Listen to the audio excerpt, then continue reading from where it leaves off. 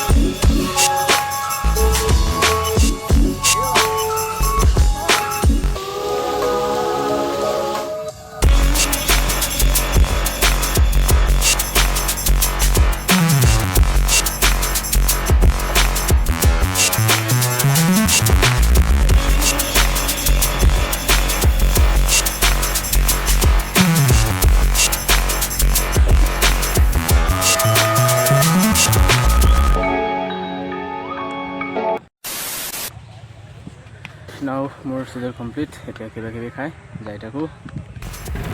নাও হ'ল আৰু মই এতিয়া গৈ থাকোঁ ৰুমলৈ। গৈছিলোঁ ৰাস্তাই বহুত ষ্টুডেণ্ট আছে কলেজৰ বুলি দৌৰিব নাপালোঁ বৰষুণৰ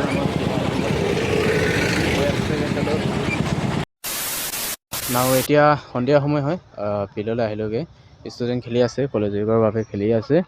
চ' এতিয়া ফিল্ডলৈ আহি আজি ৰুটিন আকৌ ফ'ল' কৰিম বুলি ভাবিছোঁ। পাছবেলাটো যিটো হৈ আছে, এতিয়া মোৰ 2 কিলোমিটাৰ পাৰ্চটো ৰেপিটেশ্যন মাৰিব লাগে। 2 কিলোমিটাৰ, তাৰপিছত 1 কিলোমিটাৰ, আৰু লাষ্টৰটো 320 এটা, তাৰপিছত 1 মিটাৰ 2টা মাৰিব লাগে। হ'লেও এইটো চাই লওঁ, বডি উইক হৈ আছে। তাৰপাছত আছে আপাৰ বডি ৱৰ্কআউট, এইটো হোৱাৰ পাছত মই যাবগৈ পাৰিম। চ' এতিয়া 2 কিলোমিটাৰ ৰেপিটেশ্যনটো মাৰি লওঁ। চলো গো।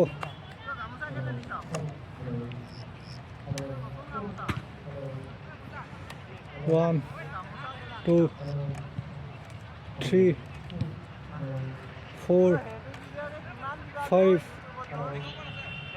6 7 8 9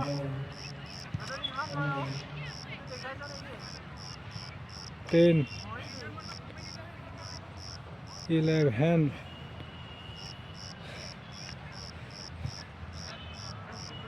12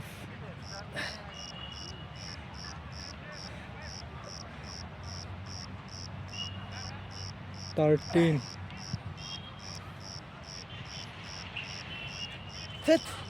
13 এতিয়া সন্ধিয়া প্ৰায় 6:30 বাজিলে। ৰেপিটেশ্যন কমপ্লিট হ'ল। ফাৰ্ষ্টে আছিলে 2 কিলোমিটাৰ মানে 6 পাক, 320টো 6 পাক, তাৰপাছত 320টো 3 পাক, এইটো অলপ শ্ল'কৈ দৌৰিলোঁ। তাৰপিছত লাষ্ট যিটো 1 পাক আছিলে এইটো অলপ মানে পিক আপকৈ দৌৰিলোঁ, হ'লেও ক'ব নোৱাৰি জেগা অলপ কলেজৰ কাৰণে মেৰামতি কৰি আছে, গতিকে মানে ভৰি ওপৰত দিছোঁ নে কালত দিছোঁ নে বামত দিছোঁ গম নাপাওঁ, গতিকে মানে অলপ ভয় লাগে যে যদি ফ্ৰেকচাৰ হৈ যায়। একদিন কমপ্লিট কৰিব, ৰুটিনটো ফ'ল' কৰিলে 45 মিনিট ৱৰ্কআউট কৰিব লাগে মানে, যদিও আকৌ যদি ভৰি ফ্ৰেকচাৰ হয় কিবাকিবি হৈ যায়, তো তাৰে ভয়ত মানে এৰি থৈছোঁ, মানে ইমান পিক আপটো নল'লেও। যিটো ফাৰ্ষ্ট আছিলে এইটো 8 মিনিটত সোমাইছোঁ, সেইটো টাইমিংটো দি দিছোঁ। তাৰপিছত এতিয়া পুছআপছ কেইটামান মাৰিম, পুলআপছটো মাৰিলোঁ, পুলআপছৰ ভিডিঅ'টো দিছোঁ ইয়াত। তাৰপিছত এতিয়া পুছআপ আছে, পুছআপটো মৰাৰ পাছত এতিয়া অলপ ষ্ট্ৰেচিং কৰি পিনি যাবগৈ পাৰে আৰু এতিয়া পুছআপ কেইটামান মাৰি লওঁ, তাৰপাছত যিটো পাছৰ ক'বলগীয়া সেইটো কৈ আছোঁ।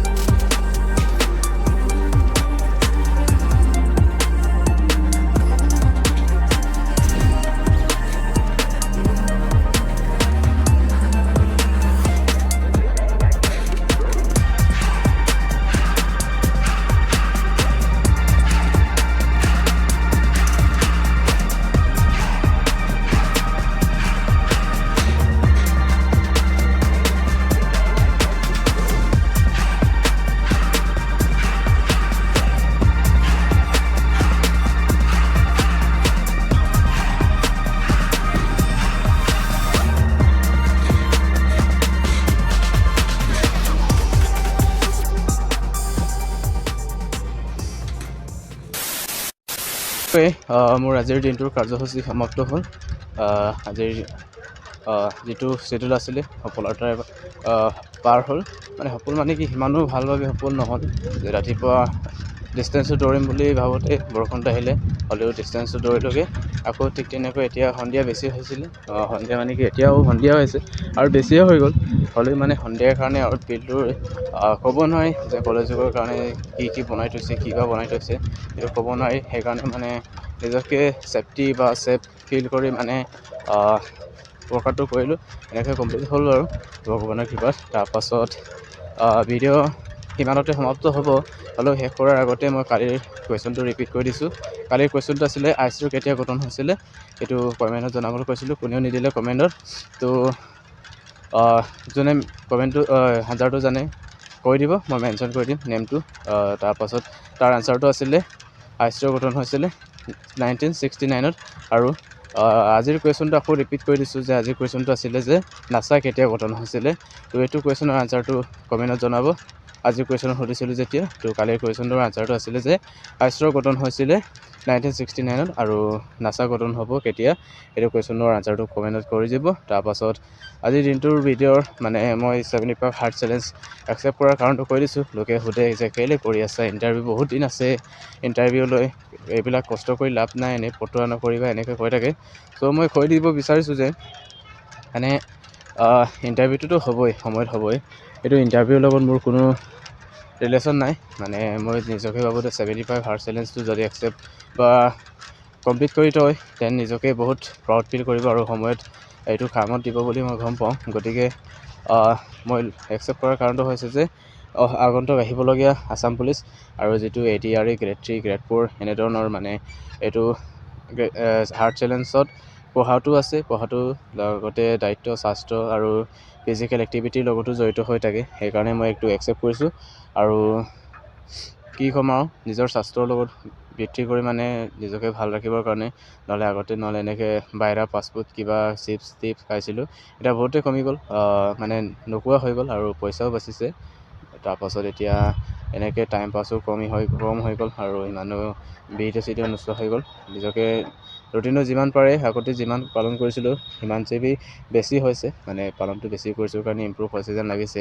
আৰু ঠিক তেনেকৈ আজিৰ ভিডিঅ'টো সিমানতে হ'ব। তো কাইলৈ লগ পাম।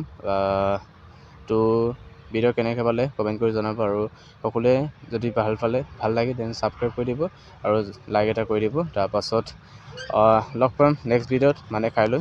তো তেতিয়ালৈকে সুস্থ থাকক, সবলে থাকক আৰু কুশলে থাকক।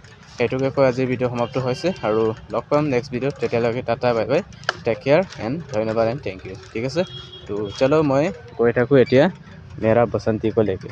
চলো বাই।